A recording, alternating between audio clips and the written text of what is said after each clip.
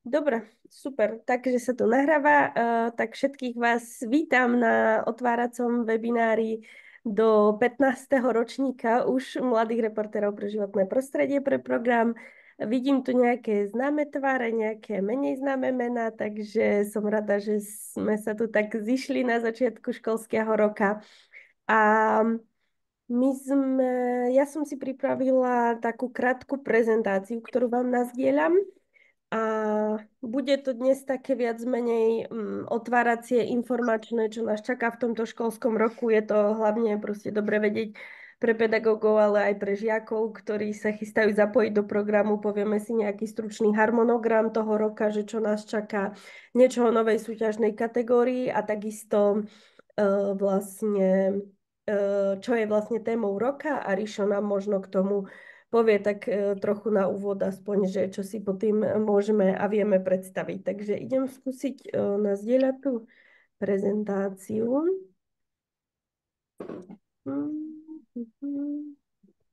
No, dobre. Tak vidíte, prosím, iba mi to niekto potvrďte, či vidíte. Hej, Hej, vidno. super. Super, super, uvidím palce hore. Takže to je dobré. Začneme tak zľahka a radosne, že teda, ako som spomínala, je to už 15. ročník programu na Slovensku, takže sme radi, že niektorí to s nami tu už ťaháte veľa rokov, niektorí, čo pribudnú možno tento rok, alebo sú v programe kratšie, tak tiež sa tešíme, že ste sa pridali. No a mali sme tu možnosť oslaviť tých 15 rokov aspoň v takej malej skupinke na workshope v Trnave minulý týždeň, takže všetkým ďakujeme za účasť, čo tam prišli. Pre tých, čo tam možno neboli, tak bol to taký malý terénny jednodňový workshop. Vlastne sme spoločne s viceprimátorom Trnavy hľadali také príklady dobrej praxe v meste. A z toho sme urobili spoločne vlastne pár príspevkov na sociálne siete najmä, ktoré nájdete pod hashtagom IRE Workshop Trnava 2024. Ja som tu vybrala iba také 4, ktoré ma nejako zaujali a ktoré som si pozrela na sociálnych sieťach včera. Takže toto je prvý od Ninky Šidlíkovej zo Sladkovičova, teda teraz už z Bratislavy, zo školy. A vlastne je to o takej revitalizácii. Ona vlastne našla aj starú fotku z tej Trnavy, ako to vyzeralo predtým a potom a vlastne porovnala, lebo Trnava takto revitalizovala a zazelenila lávku pre peších, ktorou denne prejde fakt veľmi veľké množstvo ľudí. Potom od Saby Kryžanovej, ktorá zase sa pozerala vlastne na ten park Agátka, ktorý bol takou našim cieľom v rámci tej prechádzky. A neviem, Saby sa mi zdá, že som tu aj videla. Si tu, Saby? Či... Áno, som tu. Tak môžeš niečo teoreticky povedať o tom príspevku, že čo ťa zaujalo na tom parku? Mňa zaujalo hlavne to, že vlastne oni hovorili, že tam netečie žiadna rieka Trnavou, Mhm. a že tam tú rieku vlastne umelo spravili, ale snažili sa, aby to bolo čo najviac prirodzené a sa mi to tak páčilo, že proste tam majú tak niečo pekne spravené. Mhm. Áno, pre tých, čo to možno nie je jasné, tu tečie taký potok vlastne tým sídliskovým priestorom a bolo to super, že vlastne stojíte medzi panelákmi, ale počujete vlastne zúrčať ten potok a je tam, prináša to taký nejaký život do tej Trnavy. Tak ďakujem, Sabi, za, za tvoj komentár. Tu je potom od Viki Nemetovej. Viki, ty sa mi zdá, že je tu tiež s nami. Si tu, Viki? Áno, Tak môžeš aj ty niečo povedať krátko o tom príspevku, že čo teba zaujalo na tom workshope, o čom si to robila? mňa zaujímalo hlavne to o tej bezpečnosti, že vlastne tie cyklochodníky sú bezpečné a sú oddelené mimo ciest, čo je vhodné aj pre deti, aj pre ostatných občanov Trnavy. To Mhm. ma najviac zaujalo. Tak super, takže to je príspevok o vlastne cyklistickej infraštruktúre, ktorá Trnava ktoré mesto buduje pre cyklistov, aby sa tam mohli, a vlastne takto robia aj stojany pred rôznymi školami alebo inštitúciami v meste. Tak to je tiež super príklad. A posledný sa týka vlastne tiež bicyklov. A to robil Danko, on bol od teba, Mirka, že? Z Námestova. A ten neviem teda, či tu je pripojený. Myslím, že by tam mal byť, len neviem, či spustia aj mikrofón, ale hej, myslím, že by mal. Hej, tak... Dobrý deň, my sme stále tu, ale dobre. No, Dobre, tak super, si tu. super. Tak môžeš aj ty niečo povedať o tom príspevku, že čo sa ti páčilo na tom workshope. No, mne sa najviac páčilo, že jak prišiel Primátor. no, proste na tom bicykli, Mhm. že proste chráni prírodu a tak. Mhm. Že Ne. vlastne v Trnave aj primátor chodí na bicykli, takže to sú Áno, o tom, že sa snažia vlastne budovať tú infraštruktúru a že je asi celkom dobrá, keď aj tam primátor áno. chodí na tom bicykli. Na chvíľku sa tam pri nás pristavil, takže aj vlastne toto je jedna taká naša činnosť v tých reportéroch, takéto krátke možno workshopy na rôzne zaujímavé témy v rôznych prostrediach. Takže to on tak na úvod možno som chcela vypichnúť, že sme mali takú fakt peknú akciu. Ja z toho žijem celý týždeň z tej dobrej nálady a atmosféry, čo tam panovala. A ostatné príspevky si môžete pozrieť, po prípade možno tí, čo tam boli a ešte ich nezverejnili, tak potom budeme radi, ak nám ich pošlete a ich uvidíme na sociálnych sieťach, aby sme si to mohli pozbierať a po prípade to aj poslať vlastne do tej Trnavy, aby videli, že čo sme tam urobili.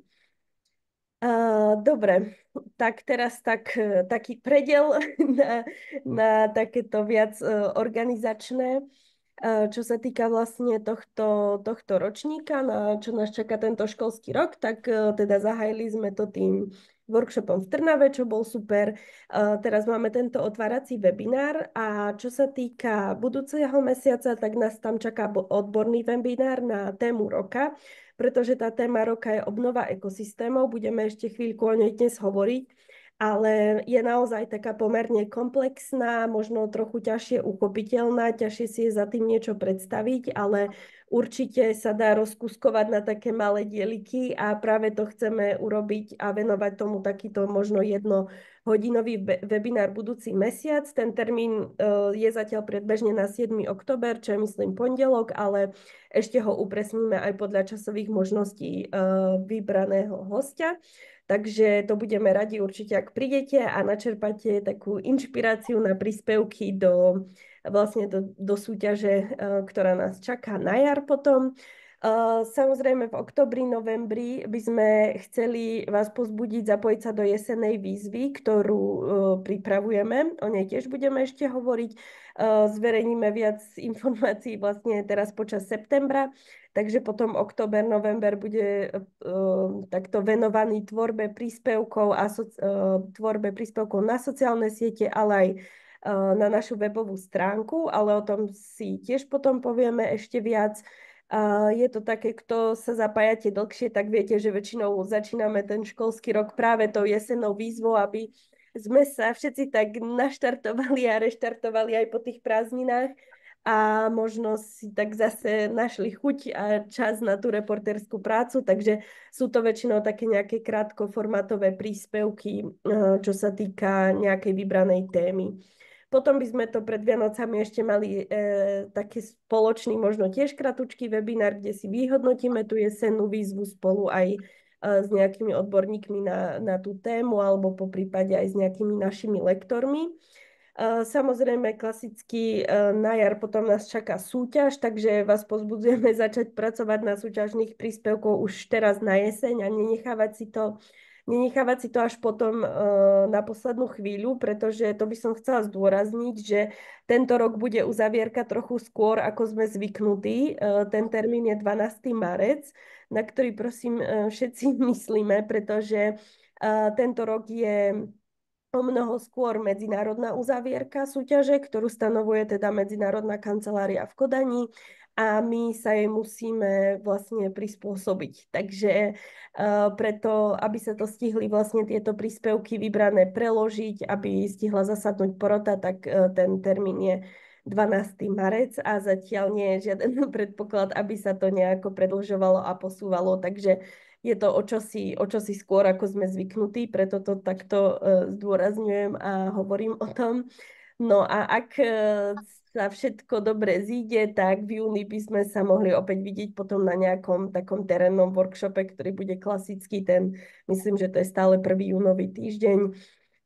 Takže tým by sme mali ten rok potom uzavrieť. Samozrejme, toto sú iba také vypichnuté nejaké najdôležitejšie asi veci a tie skrátka proste dôležité termíny, ktoré nás čakajú, ale potom kompletný kalendár je na našom webe. My vám možno aj pošleme túto prezentáciu, alebo ešte vám to potom pripomeniem v e-maili, tam to je nejak potom podrobnejšie rozpísané.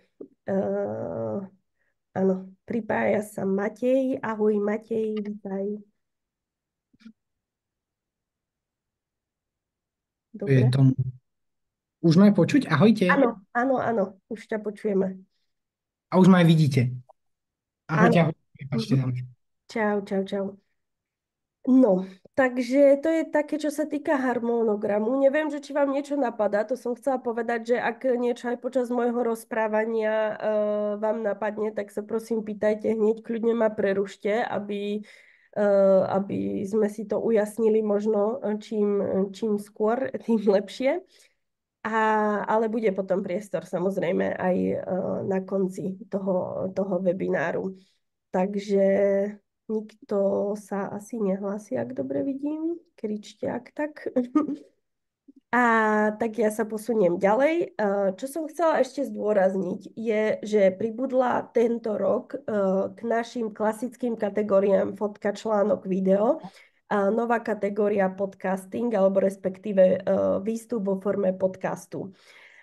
To je taká, teraz skôr by som povedala, prebehne taká pilotná fáza a testovanie tejto kategórie, pretože zatiaľ to budeme posudzovať iba na tom národnom kole, čiže v našom prípade u nás proste na Slovensku a do medzinárodného kola budeme víťazov posielať až budúci rok.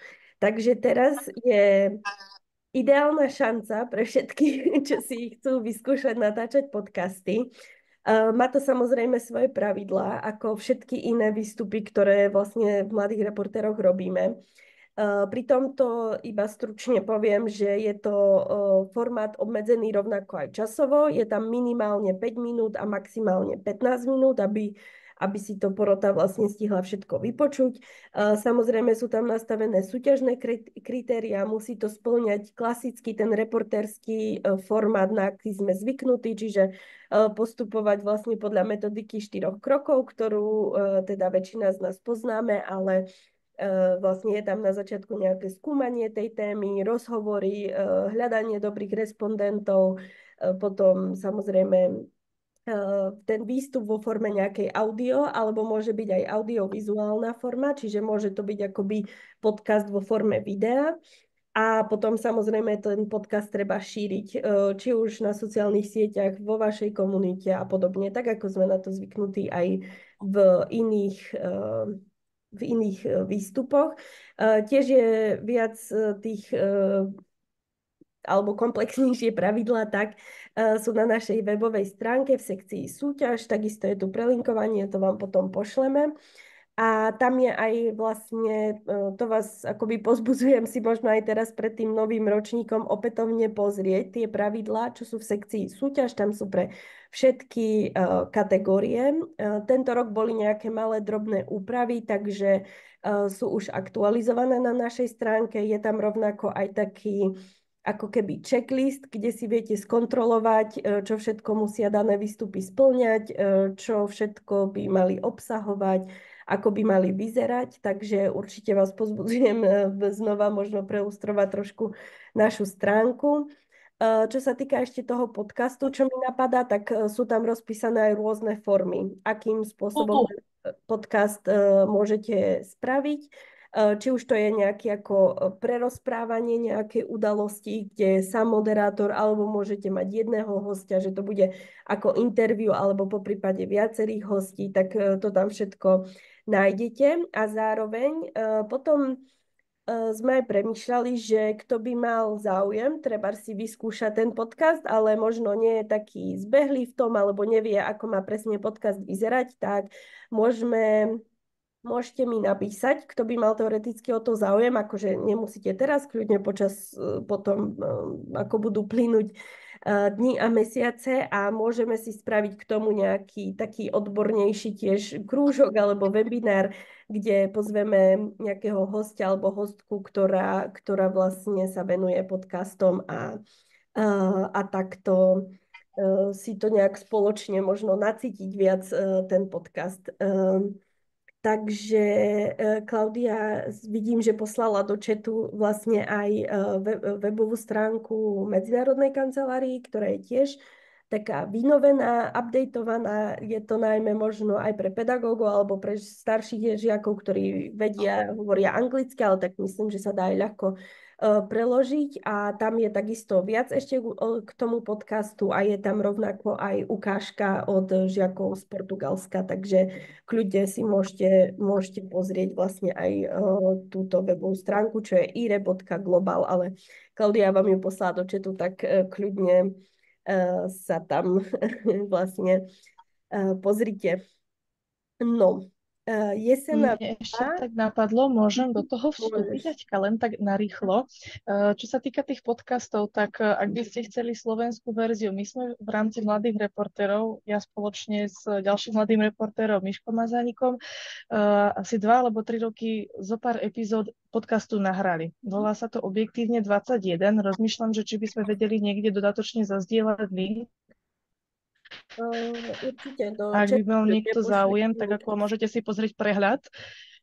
Áno, tak ja to pozriem a nazdielam to sem do tohto Zoom a teda môžete sa pozrieť, tie epizódy majú koľko, tak 20-30 minút, čiže môžete skúsiť pozrieť, či niečo takéto napríklad bude pre vás. Snažili sme sa tam zamerať na osobnosti, ktoré opäť našli pre nejaký environmentálny problém riešenie, alebo ho aspoň hľadali a snažili sa o niečo také, takže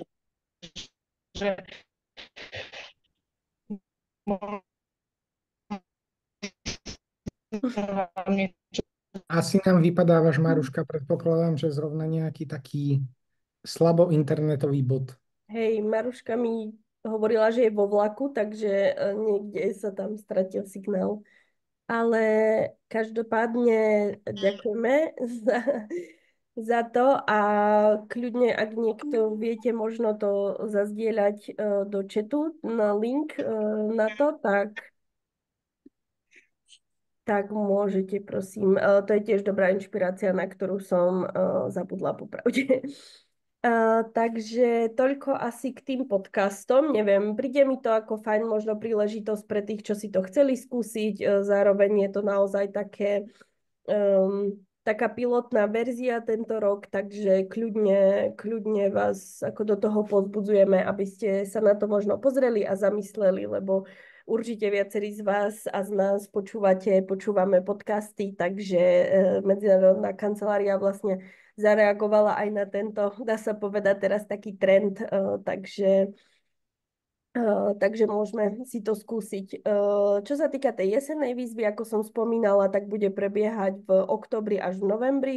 Určite k tomu pošleme viac informácií do konca septembra.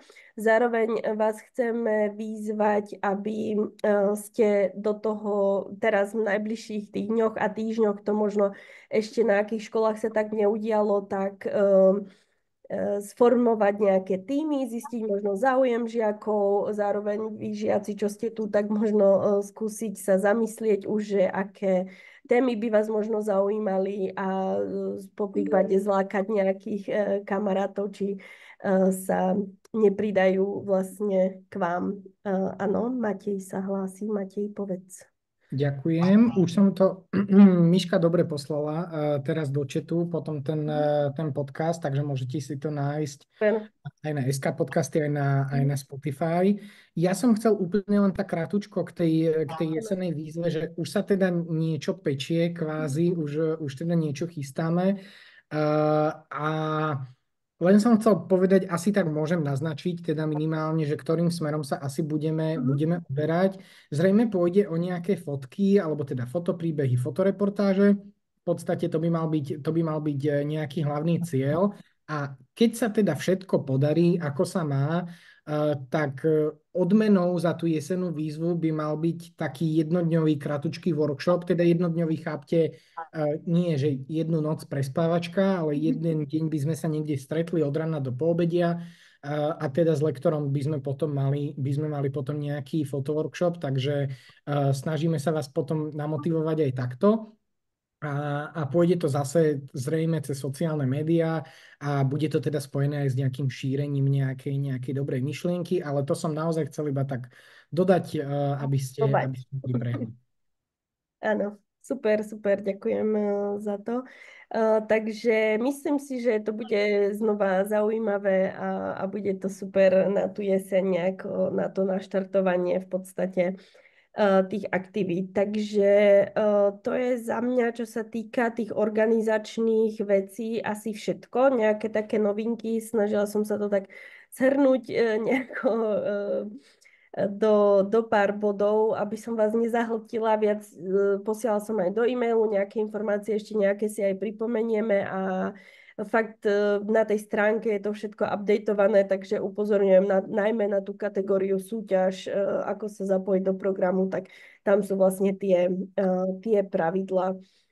Čo sa týka tej témy roka, ako už som aj spomínala, tak Medzinárodná kancelária tento rok vyhlásila tému roka obnova ekosystémov, ktorá vlastne nadväzuje na takú dekádu z dielne vlastne OSN, ktoré sa práve tým ekosystémom venujú. Je to vlastne do roku 2030, takže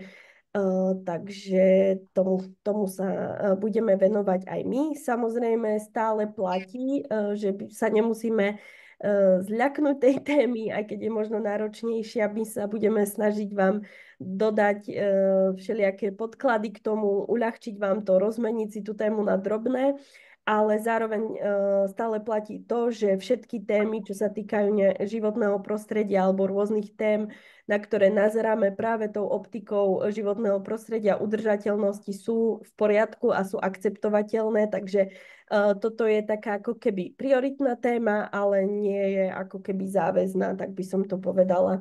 Takže teraz by som chcela dať slovo na chvíľočku Ríšovi, ktorý nám možno niečo k tej téme povie.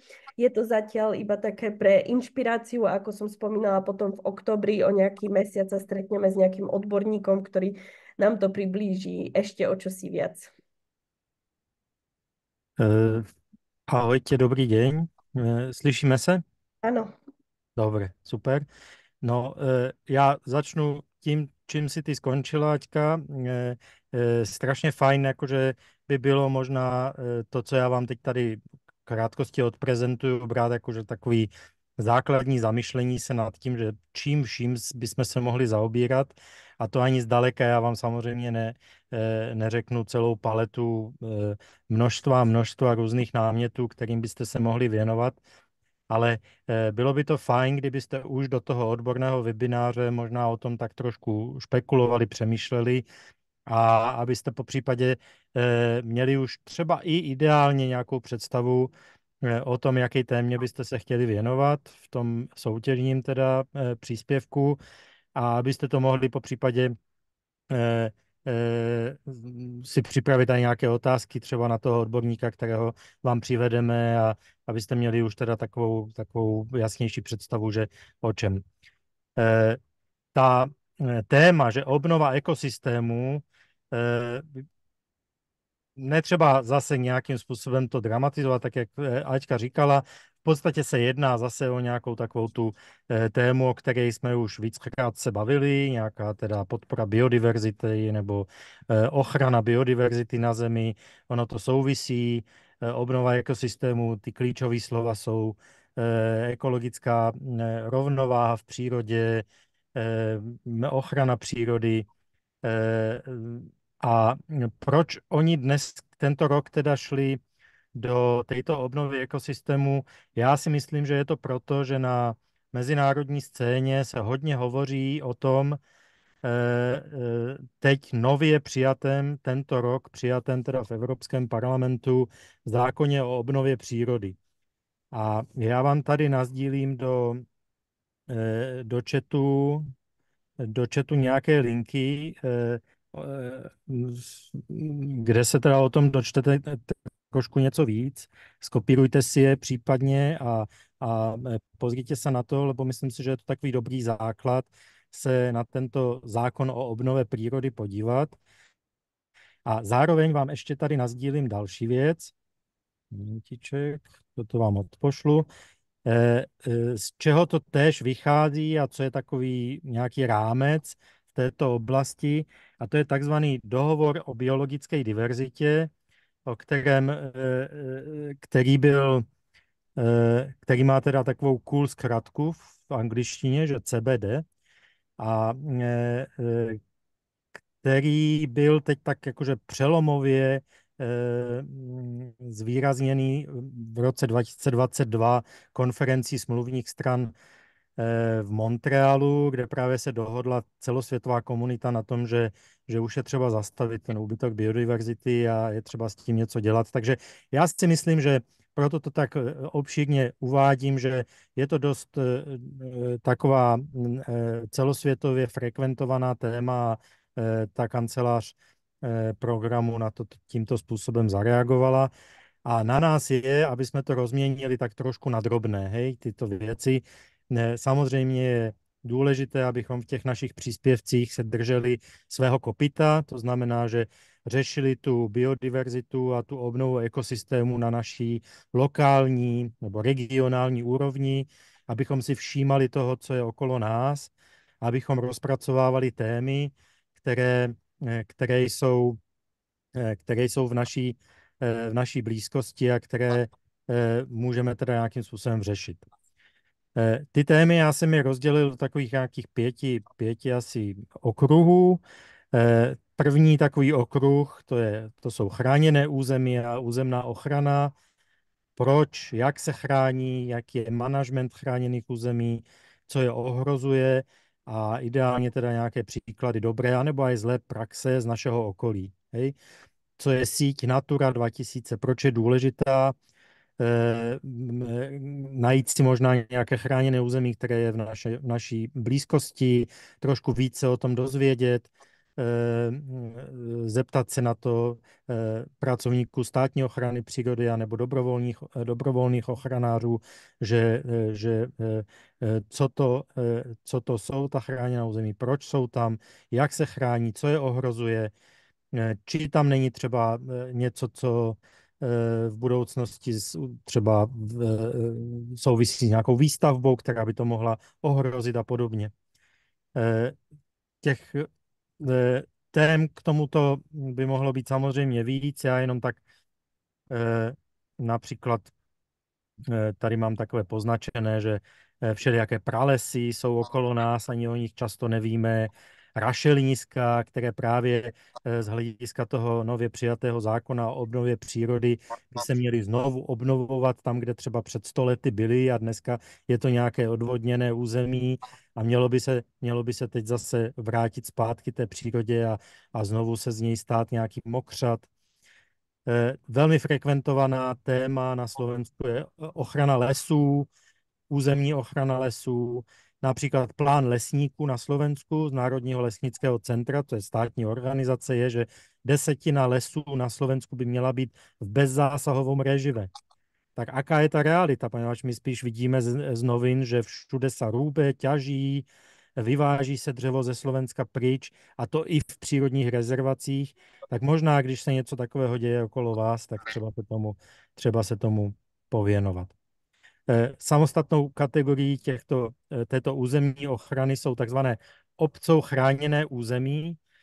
Příklad dobré praxe je třeba v Trenčíně, Trenčianský luh, který se vyhlásil asi před 4 lety, ale není jediný na Slovensku a to je taková zajímavá téma, že lidé, aktivní občané ve spolupráci se samosprávou si sami vyhlásí nějaké chráněné území na území svojí obce a tím samozřejmě teda přispívají i k obnově nějakého ekosystému a k udržování nebo rozšiřování biodiverzity. Školské, další takovým okruhem je druhová ochrana, to znamená věnovat se možná nějakým zajímavým zvířatům, rostlinám, které jsou ohrožené a které samozřejmě bez obnovy ekosystému možná aj můžou, jejich výskyt ve vašem okolí může zaniknout. A tady samozřejmě jsou takové možná ošumělé témy, ale stále si myslím, že znova a znova je třeba přinášet, co se týká teda šelem na Slovensku, či je to vlk, či je to medveď, či jsou to rysy. Například je zajímavé, že když někde ve vaší blízkosti působí zásahový tým medvědě, tak zjistit, že jak funguje a trošku se ponořit do této dneska velmi, velmi aktuální problematiky.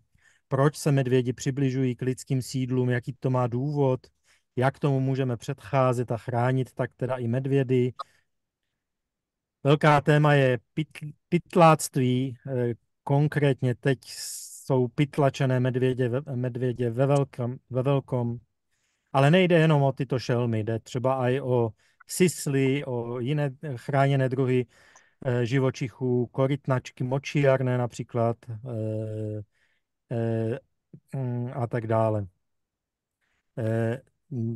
Další taková téma je, co s handicapovanými či zraněnými zvířaty. Tady se nabízí třeba nějaká zajímavá reportáž z nějaké záchranné stanice. A naopak je tady problematika invazních druhů, rostlin a živočichů. To připomínáme jináč velmi často a zatím se tomu nikdo z reportérů nevěnoval, ale stále častěji je to skutečně problematická téma, protože tyto invazní druhy rostlin a živočichů, které u nás nejsou původní a šíří se k nám, či už díky klimatické změně, anebo díky nějakým jiným důvodům, tak vytláčejí naše původní druhy rostlin a živočichů z naší přírody a je třeba s tím teda nějakým způsobem dělat pořádky. A netýká se to jenom teda rostlin, ale je to i o živočiších. Například se hovoří o různých asijských včelách nebo dokonce sršních. Dneska mimochodem v 8 hodin na RTVS, na rádiu teda Slovensko, bude zrovna o těchto invazních včelách rozhovor s Evou Vasilovou. Takže kdo máte rádi tyto večerní rozhlasové reportáže nebo teda pořady, tak zrovna dneska v 8 hodin bude o této problematice v rozhlase teda nějaká relace. Není to o invazivitě v případě bobři, kteří jsou u nás teda chráněným druhem, a nedávno ještě kriticky ohroženým, ale možná si všímáte, že bobři se velmi šíří. Dneska začínají být trošku problém. Invázním druhem jsou nutrie, které se šíří úplně masivně a je možné například v Nitře, ve městě, jich vidět desítky až stovky. To je též téma, které je teda teoreticky možné se věnovat a přijít na souvislost s ekosystémy a s ochranou ekosystému.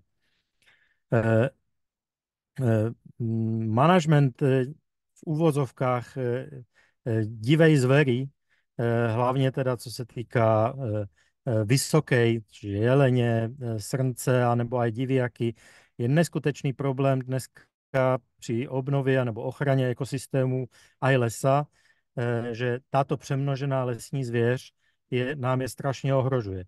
Takže co s tím? Jak se teda proti tomuto bránit?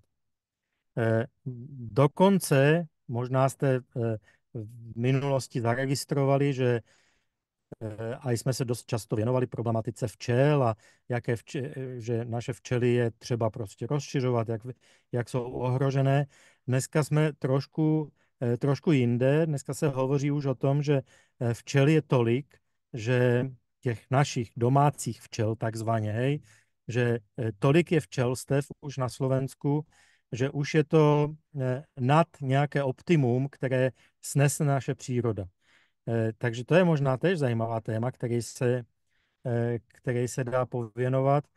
Včely totiž vytláčí z přírody čmeláky nebo samotářské včelky a snižují tak v podstatě biodiverzitu. Takže ještě by toho bylo mnoho, co se týká druhové ochrany. Pojďme na podporu biodiverzity. Tady například je možné jsou zajímavé témy, jak tu biodiverzitu podporovat, vracet třeba do měst, vytvářet, chránit všelijaké hnízdiska, nocoviska, zimoviska, různých druhů živočichů, či už teda třeba v přírodních zahradách, nebo ve školských zahradách, nebo v komunitních zahradách, nebo o čem jsou třeba takzvané adopce veřejných prostor.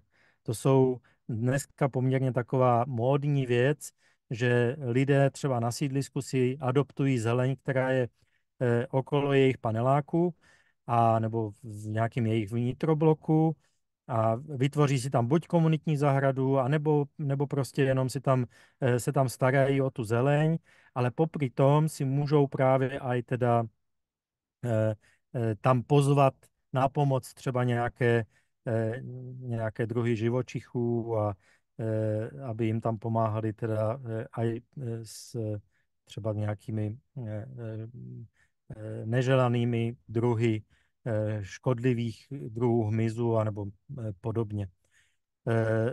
Zase mám tady ještě napsaných kopec dalších věcí, nechci tím vším teď zdržovat.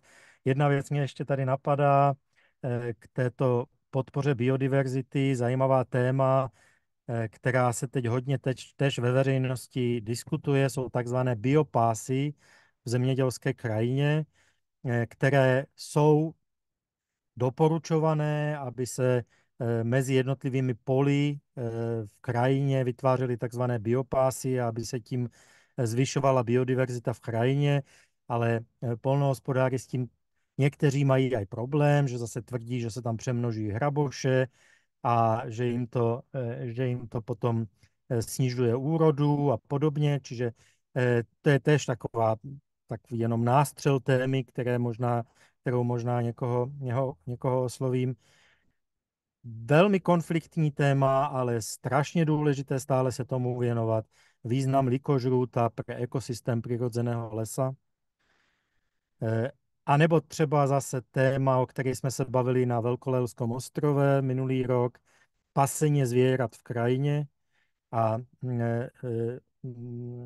nějaké zamyšlení se nad tím, že jak je důležité aj různá zvířata, abychom chovali v krajině, protože každé zvíře má tím svým způsobem života jiný význam pro ty porosty a že je to teda aj důležité při managementu chráněných území. Příklady dobré praxe ve městech, jak sadit stromy tak, aby měli šanci přežít, jak se o ně potom starat, jak zakladat a udržovat přírodní veřejné prostory tak, aby byly teda biodiverzitně vhodné.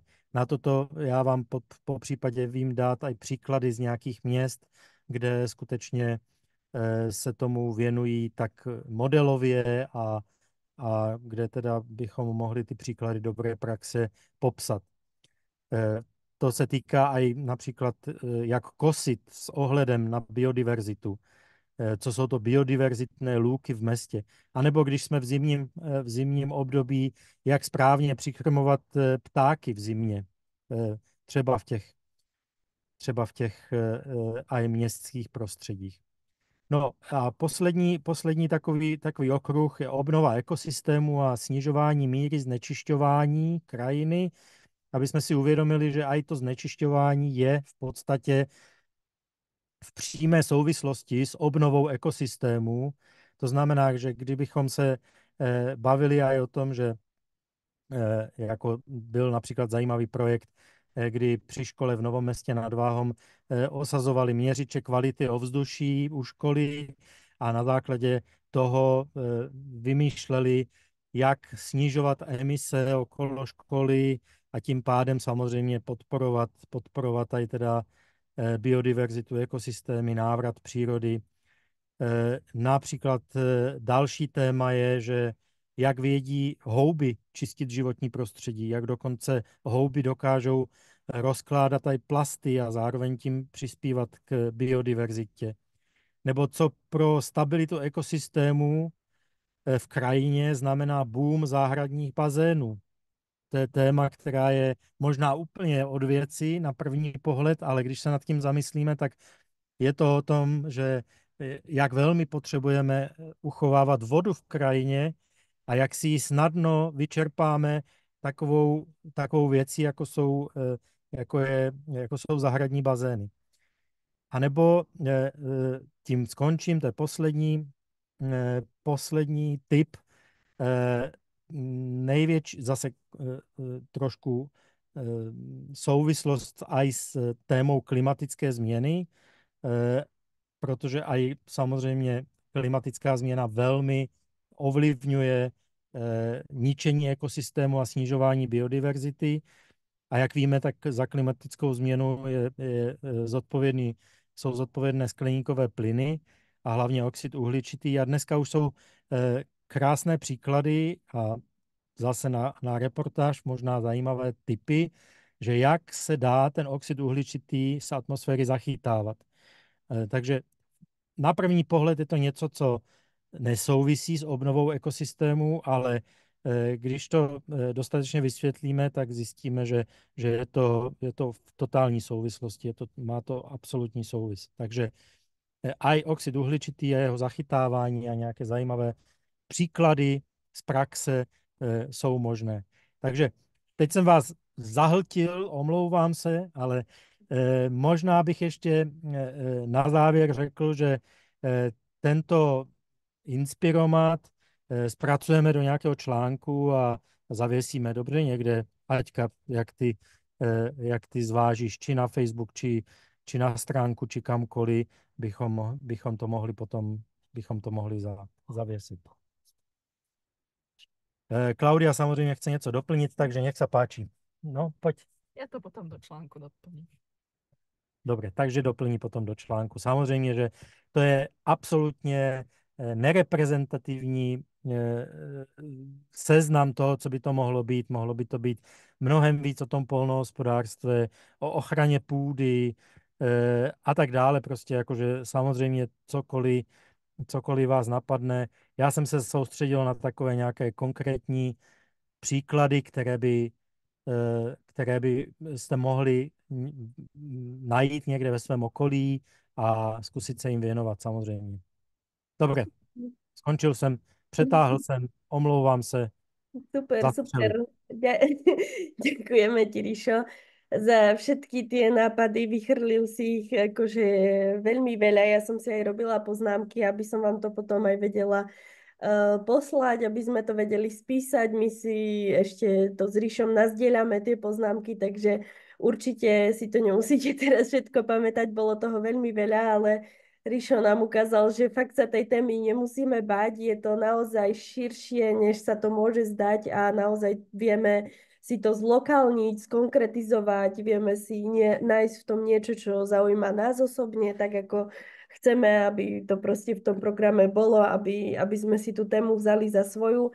Zároveň som vás ešte chcela pozbudiť k tomu, že ozaj, ak vás možno aj nejaká tá téma zaujala z toho, ale možno si neviete dať rady s ňou, neviete ako hľadať, kde hľadať, na koho sa obrátiť, tak sme vám k dispozícii. Určite využite naše kapacity, využite Ríšovú kapacitu, ktorá je obrovská a ktorá naozaj Ríšo má kopec proste jednak znalostí, kontaktov, ktoré viete využiť v tých reportážach, takže určite to je takým môjim osobným povzbudením voči vám, že by ste sa mohli takto aj na nás obrátiť.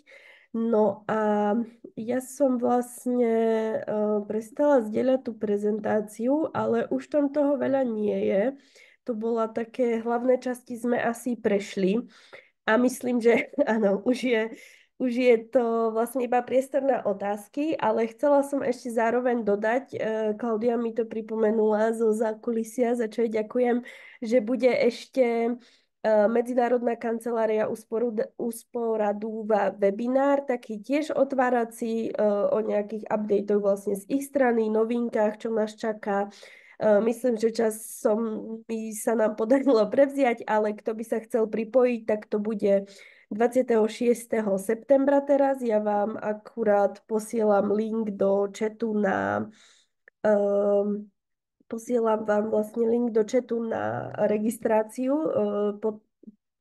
Áno, je to na registráciu. Ak to sa zaregistruje, tak potom mu príde link na to stretnutie. Takže kto by chcel, bude to teda v angličtine, takže to je len taká pozvánka pre vás ešte z Medzinárodnej kancelárie, ktorú sme vám chceli doručiť. No a ešte raz pripomínam to, čo Rišo hovoril na začiatku svojej prezentácie, že na ten odborný webinár už by ste mohli prísť s tým, že budete mať možno aj nejaké nápady, niečo premyslené, že to bude možno aj také ako keby viac konzultačné než prednáškové. Takže vôbec to nemusia byť žiadne definitívne nápady, že teraz poviete nejakú tému a už vás budeme nútiť o tom spraviť príspevok, ale bude to naozaj taká voľná diskusia o tej téme, takže za nás toľko. Môžete sa pýtať, ak vám niečo napadá, čo všetko sme na vás vychrlili, takže teraz je ten priestor na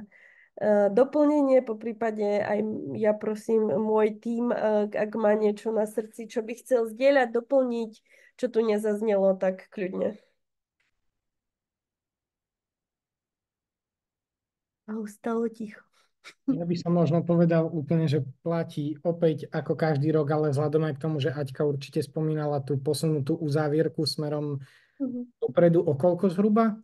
2 týždne asi nejaké. 2 týždne, takže viete si predstaviť, že to je celkom dosť, to nie je, že pár dní, tie 2 týždne sú celkom dosť na to, takže čím skôr prísť tou témou, lebo aj napriek tomu, že tá téma podľa mňa môže znieť tak všeobjímajúco, dá sa už len to, že čo nám Ríšo povedal, je v podstate dôkazom, že podľa mňa každého z nás napadlo minimálne niečo, hej, že aha, veď môže to byť aj toto. Takže naozaj skonzultovať to s nami, ako keby čím skôr bude úplne to najlepšie, čo môžete spraviť, lebo potom nám to už pomaly bude utekať. Áno. Akože povedal som len niečo veľmi generické, hej, ale... Áno, tak dobre, áno. Pripomenul si, že máte možnosť konzultácií s nami. Určite sme k dispozícii buď po dohode, alebo možno aj my nejaký čas si nastavíme, ktorý vám potom zazdieľame, že budeme v tú chvíľu vlastne k dispozícii pre všetkých, ale samozrejme, náš e-mail poznáte, máte nás na sociálnych sieťach, kto nemá, môže si nás pridať, vieme promptne zareagovať, dohodnúť sa aj individuálne, takže neváhajte to naozaj využiť. Sme tu pre vás, lektori sú tu pre vás, keď náhodou oni možno nebudú k dispozícii, tak my im to zase prepošleme, prekonzultujeme to s nimi, takže naozaj to je, čo môžete vlastne využiť z toho programu. A nikto sa nehlási, nikto nič nekričí, tak ja by som možno Mirka ešte... máva podľa mňa. Aha, tak áno, Mirka, ja to už prestanem zdieľať toto, aby som vás videla. Máš vypnutý mikrofón, Mirka. Zrejme sa na tom pracuje. Už dobre počuť ma? Áno, áno. OK, ja som sa chcela opýtať, lebo aktuálne teraz som dneska bola v mojej záhrade a riešim, lebo prerábam si vlastne záhradu na takú, že regeneratívnu. Chcem trošku ináč pestovať, trošku sa nevieme dohodnúť s mojim manželom, on chce klasika po starom, lebo som objavila také niektoré tie vieš, permakultúru, alebo teraz som sa stretla s takým, že výživový žľab.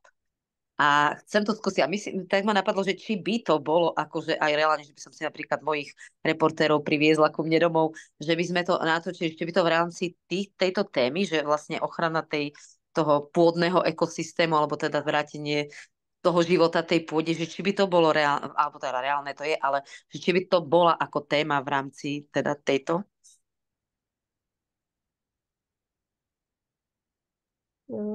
Já jenom zareaguju, já jsem schválně přeskočil, nebo schválně, no.